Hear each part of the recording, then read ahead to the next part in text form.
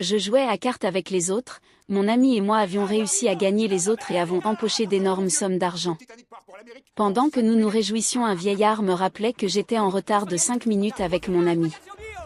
Alors on s'est mis à courir pour rejoindre rapidement le navire par lequel nous devons effectuer le voyage. On a enfin réussi à rattraper le navire. Dans le navire, je me réjouissais avec mon compagnon. Un jour, je dessinais et soudain j'ai aperçu une belle fille qui venait au bord du navire. Mon regard l'attirait. J'ai constaté que quelqu'un venait se disputer avec elle, les deux semblaient avoir un différend. La jeune fille appelée Rose s'est assise à table avec ses parents et avait commencé à avoir des pensées comme une personne négligée. Déçue, elle a quitté la table et s'est dirigée vers le bord du navire pour se suicider. Alors que Jacques se reposait au bord du navire, a entendu des bruits de pas et des pleurnichements. Il l'a suivie et a tenté de la réconforter. En voulant remonter, la bordure de sa robe s'est coincée entre ses pieds et elle a failli tomber dans la mer. Heureusement, elle fut secourue rapidement par Jacques. Une fois remontée avec l'appui de Jacques, elle tomba à nouveau sur lui comme un couple qui s'embrassait. Les gardiens arrivèrent et pensaient que Jacques sortait avec la fiancée du propriétaire du navire. Le fiancé fut alerté et s'est rendu sur place. Rose, sa fiancée, a intervenu et a expliqué que Jacques l'avait sauvé la vie. Les deux se retrouvèrent à nouveau et Jacques demanda à Rose si elle aimait vraiment son fiancé. Mais Rose trouvait cela agaçant. Pendant qu'ils se disputaient, Rose remarqua un album dans la main de Jacques et elle le prit pour regarder. Elle trouvait les images magnifiques.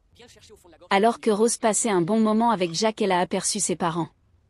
On leur rappelait l'heure de passer à la table. Jacques fut endimanché. Jacques et Rose se sont croisés dans les escaliers pour se rendre à la table. Une fois à table, les deux se fixaient flexiblement. Avant que Jacques ne parte, il a remis son adresse à Rose. Pendant ce temps, la mère de Rose remarquait cela. Les deux se retrouvèrent dans une festivité. Le fiancé de Rose l'interpella et les deux ne semblèrent toujours pas à s'entendre. Avec rage, son fiancé lui demanda de l'obéir de force. Au moment de s'habiller, sa mère lui demanda de ne plus jamais s'approcher de Jacques et qu'elle doit forcément obéir à son fiancé car ce dernier les aide à affronter la pauvreté. Sur le navire, Jacques ramena Rose dans une pièce pour la réconforter et qu'elle doit prendre une décision, mais cela semblait compliqué pour Rose. De retour à table, elle remarqua une petite qui passait un bon moment avec sa mère. Elle comprit qu'elle était tout à fait négligée par sa famille.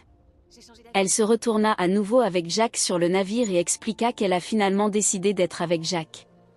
Jacques et Rose passèrent un bon moment au point de s'embrasser. Rose amena Jacques dans sa pièce pour qu'il lui fasse un dessin. Alors que deux gardiens se réconfortaient, l'un a vu un rocher devant eux, le temps d'avertir